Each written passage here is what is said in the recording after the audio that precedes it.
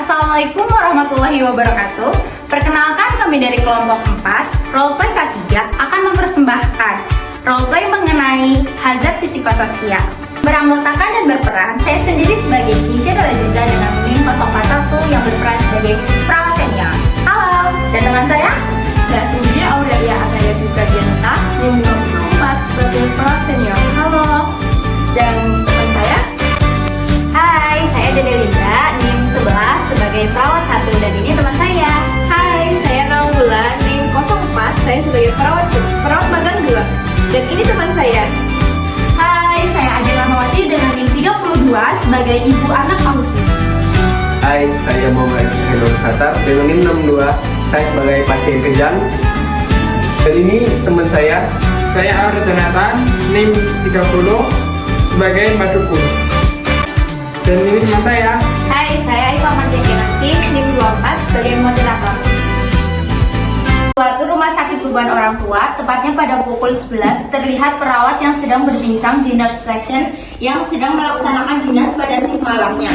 Mereka berempat tampak kelelahan karena waktu dinas mereka tergolong lama, yakni pada pukul 1 sampai besok paginya. Ih, kamu ngerasa capek nggak sih ini ngapalin ini? Iyalah capek. Kita waktunya panjang banget ya. Iya, dengerin. Temen aku yang praktek juga di rumah sakit sebelah nggak banyak tuh, nggak lama kayak kita. Iya, temenku nih udah pulang. Di saat perawat sedang berbincang, tiba-tiba datanglah pasien dan keluarganya. Pasien dengan gangguan datanglah pasien dengan gangguan disabilitas dan kesakitan. Tolong, Mbak, perawat mana sih? Tolong, Mbak, Banget, perawat ini anak saya di IGD pada saat pasien perawat saling ditunjukkan mana sih perawat yang akan melakukan tindakan. Kau tuh pasti kayak gitu. Kalian anak magang kok yang saling tunjuk-tunjukkan gimana sih? Itu cepet tangani. Mbak, tapi kan itu pasiennya kayak gitu. Gak ada alasan, saya nggak mau mendengar alasan dari kalian. Cepet kalian berdua tanganin, menunggu mereka mati dulu itu. Ini pasiennya. kamu Jangan kalian berdua, mau tahu saya. Ya, Akhirnya kedua perawat magang melakukan tindakan pemeriksaan fisik dan pemasangan infus terhadap pasien dan melakukan pertolongan pertama pada pasien yang mengalami epilepsi. Tolong anak saya, Mbak, tolong cepet, Mbak. Ini kejadian kayak gini. Ibu, tenang dulu ya, Bu. Ibu mau tunggu di luar dulu, nanti anak Ibu. Tapi itu perjalanan ya, pokoknya jangan lama ya. Ya, Ibu tenang aja ya, Bu. Akhirnya keluarga pasien duduk dan menunggu anaknya yang sedang dilakukan tindakan.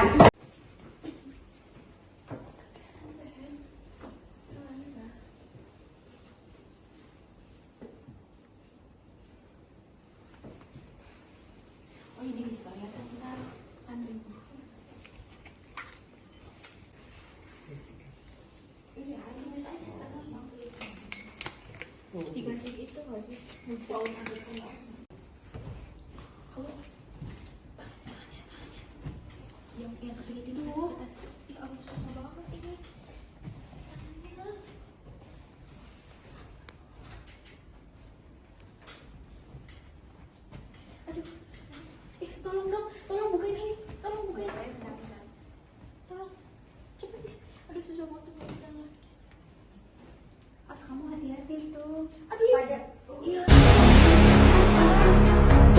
Perawat senior mendengar kericuhan di ruangan IGD langsung mendatangi mereka. Ada apa ini? Siapa yang ajarin kayak gini, ha? Siapa? Kan saya udah bilang kalau dia akses itu berarti harus difiksasi juga. Mbak, ini tapi kan tangannya susah, dia kejang. Kan dibilangnya malah nyolot, anak magang tuh kayak bukan mahasiswa aja, aneh deh. Udah, saya aja. Perawat senior melakukan tindakan pemasangan infus pada pasien. Namun di saat yang bersamaan, ibu pasien datang untuk melihat anaknya. Aduh, apa sih ini? Kenapa sih ribut-ribut? Anak saya kenapa? Ibu mohon tenang terlebih dahulu ya, Bu. Tadi ada kesalahan perawat magang, namun saya akan perbaiki ya, Bu. Perbaiki kenapa? Tadi salah kenapa? Ya, tadi ada kesalahan kecil, namun bisa diselesaikan ya, Bu. Ibu mohon tenang, percayakan kepada kami ya, Bu. Yaudah, sok yang Kami bener akan ya, melakukan aja. tindakan sebaik mungkin. Ibu mohon percaya ya. Udah. Baik, adik. Saya izin untuk memasang infus ya, Dik.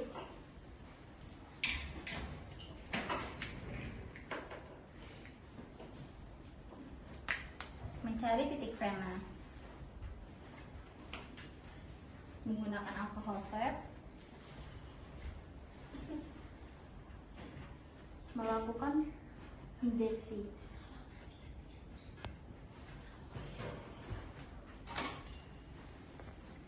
Buka tourniquet.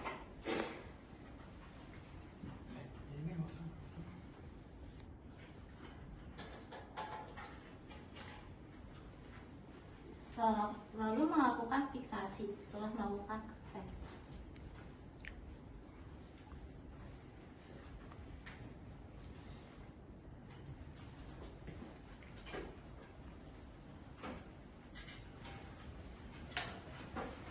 Atur kecepatan tetes per menit infus.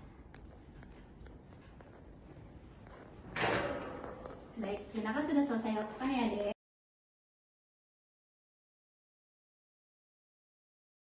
Setelah itu, pasien dipindahkan ke ruangan nomor kamar 5. Di dalam ruangan tersebut terdapat keluarga pasien dan seorang dukun yang sedang mencoba untuk mengobati sang anak melalui ritual. Ada mbak dukun sedang ngobatin pasiennya. Konon katanya sakitnya karena diguna-guna. Assalamualaikum Ibu, permisi. Mbak, jangan ganggu Mbak, aku lagi nyembuhin penyakitnya nih. Hah? Ini penyakit? Pak, saya di sini cuma mau PTV, Pak. Udah lah Mbak, nanti lagi aja kesini. Ini dukun saya lagi ngobatin dulu. Nanti Mbak kesini lagi aja sih. Kemudian, perawat magang 2 kembali dan ritual yang dilakukan oleh Mbak Dukun tetap berlanjut. Saya tomat kami termulut tebah dukun baca mantra dengan segelas air putih lalu pasien disembuh. Permisi, Assalamualaikum Ibu. Ya, waalaikumsalam, ada apa? Ibu, saya mau melakukan pemeriksaan kepada anak Ibu. Apakah sudah diizinkan? Nanti lagi aja deh. Orang ini baru aja tadi dukun kesini. Saya udah gak percaya lagi tahu sama rumah sakit ini. Namanya juga gak benar. Dari tadi salah mulu. Nanti lagi aja lah. Ini anak saya lagi ditunggu dulu buat nanti yang habis dukun itu yang tadi.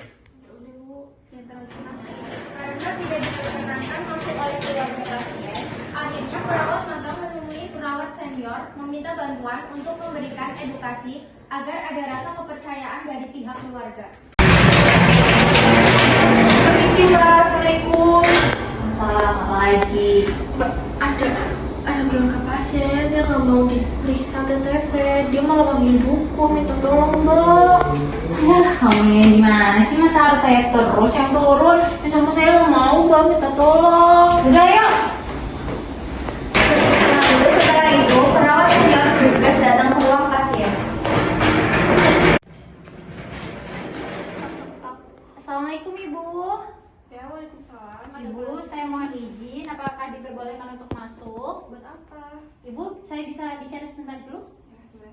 Baik Ibu, tadi saya mendapat laporan bahwa Ibu mempunyai kepercayaan untuk memakai dukun ya Bu. Saya sangat menghargai kepercayaan Ibu. Namun kami di sini sebisa mungkin melakukan tindakan yang profesional, harus mengikuti prosedur dari rumah sakit. Jadi saya mohon sekali sangat kepada Ibu untuk mengikuti prosedur dari rumah sakit kami. Apakah Ibu bersedia? Ya udah, tapi kalian harus lakukan yang terbaik ya, jangan ada salah-salah lagi. Baik Ibu, saya akan melakukan tindakan sebaik mungkin dan tolong percayakan kepada kami ya Bu ya. Kemudian, pasien mempercayakan kepada perawat untuk melakukan pemeriksaan pada anaknya. A few moments later. Beberapa hari kemudian, di ruangan perawat terlihat satu anak magang yang memakai aksesoris berlebihan di rumah sakit dan melewati perawat senior dengan akun. Lihat tuh.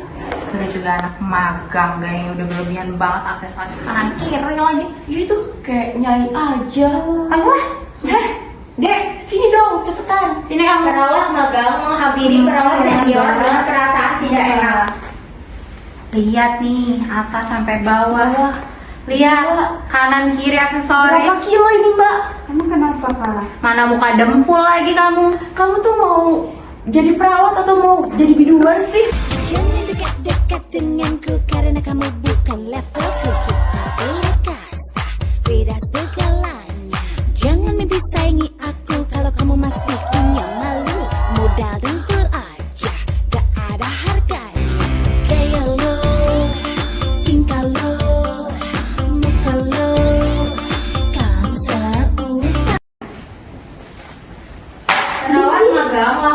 melepaskan aksesorisnya di depan Kenapa perawat kamu? senior. Kok dilepasin? Karena merasa bersalah dan Badannya tidak enak.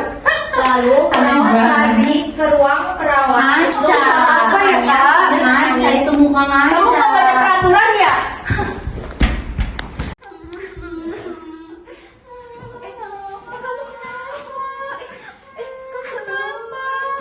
Coba cerita dulu. Kamu kenapa? Kamu tiba-tiba Iya kenapa? Dimarahin sini siapa? Coba cerita dulu. Cerita dulu, coba kamu dimarahin sama siapa? Kenapa sih? Emang kalau misalnya mau jadi perawat itu harus dimarahin dulu ya? Aku tadi dimarahin gara-gara aku pakai aksesoris berlebihan. Oh alah, ya benar. Kamu lain kali jangan pakai aksesoris yang berlebihan. Itu nggak boleh, nggak sesuai SOP. Tapi kan aku nggak terlalu banyak, kata aku. Aduh, ya sabar aja ya. Akhirnya mereka berdua saling berpelukan dan saling memaafkan. Iya, tetap jadi teman aku ya. Iya. Hazard psikososial merupakan faktor dan situasi yang berkaitan dengan tempat kerja yang dapat memicu stres, ketegangan emosional, dan masalah interpersonal. Hal-hal yang berpotensi yang dapat membahayakan pekerjaan dari hazard psikososial ini diantaranya seperti jam kerja yang panjang dan tidak adanya rotasi shift kerja, tekanan di tempat kerja, penyalahgunaan obat mengandung narkotik, gangguan seksual, dan lain-lain.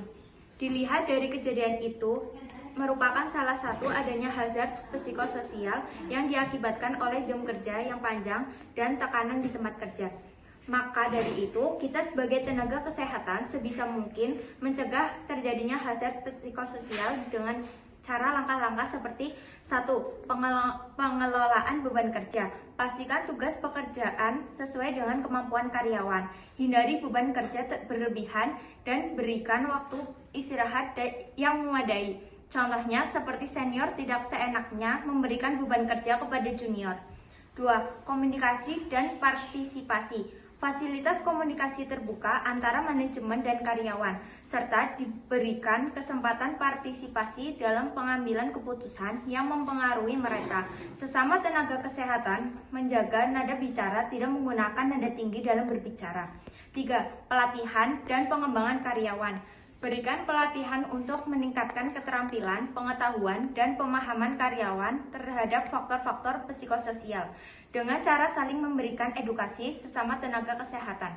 Sistem dukungan karyawan. Sediakan layanan konseling untuk dukungan psikologis bagi karyawan dengan memberikan saran, motivasi yang membutuhkan bantuan. 5. Pencegahan pelecehan dan diskriminasi. Pastikan kebijakan dan praktik di tempat kerja mendukung pencegahan hazard psikososial dan memberikan sanksi apabila ada yang melanggar kebijakan. 1, 2, 3, 4, dan 5